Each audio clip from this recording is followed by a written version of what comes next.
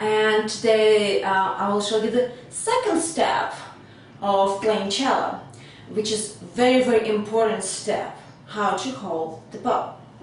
So if you look at the hand naturally, if I stand up, bends at the end, and this is exactly the position how you're going to hold the bow right here on your wrist. So now let's go by step. Your second finger, I will show you where your second position of the second finger should be. If you see this metal part on the bow, that's the position for your second finger. All other fingers just will be close to it. Keep a little space between. So, and the thumb's supposed to be on the back of a frog. What is important? There are a few tips. Lots of people, when they take the bow, they make mistake. They grab the bow and they're trying to push with the hand and push with the arm to make a big sound. What I will teach you how to relax on the bow and how to just enjoy the playing but not hurting yourself, and also make a beautiful and big sound. So the first thing, if you see, I will show you how to hold your bow with 3 fingers, which is actually main fingers to hold the bow. It's the second finger, third finger, and the thumb. So if you hold like this, you can play a little bit with your bow. Just you have to, there's a few things you have to understand. Your thumb, position of your thumb on the back of the frog should be exactly positioning between the second and the third finger. There will be more control of your bow. So if your first finger goes in the middle part and the third finger just a little bit apart, but the next to it, of course, your thumb supposed to take a position on the frog, but not on the hole of the frog or arch we call, but next to it, right there.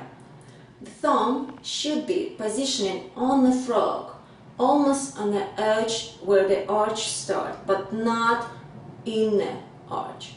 So it will give you more control of the bow, because if you position your second finger on the metal part of the bow and the third, your thumb, if you hold exactly where I show you, will be positioning in between fingers. It will give you more security of the bow, more control the bow. The main thing, how we hold the bow. We hold the bow with 3 fingers, which is the second, third, and the thumb. So if you do not touch with your first or fourth finger bow, you can actually play with the bow by holding bow with the second, third, and the thumb. So if you place your thumb somewhere else, it wouldn't give you more control of the bow. Another thing is very important to understand the position of the hand related to your elbow and the shoulder. So if I stand up and I show you my hand is flat on the wrist. It doesn't bend forward or the back.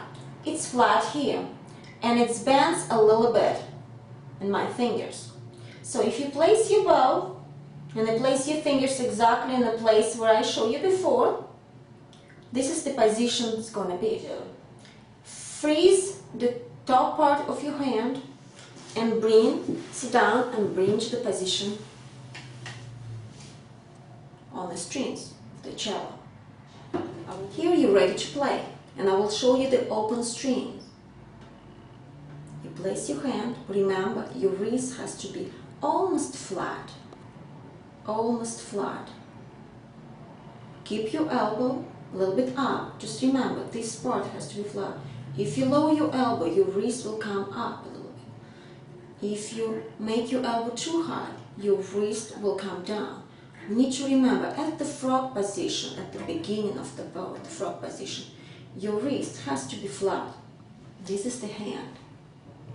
Just remember, you have a support from the front of the bow, where your fingers land.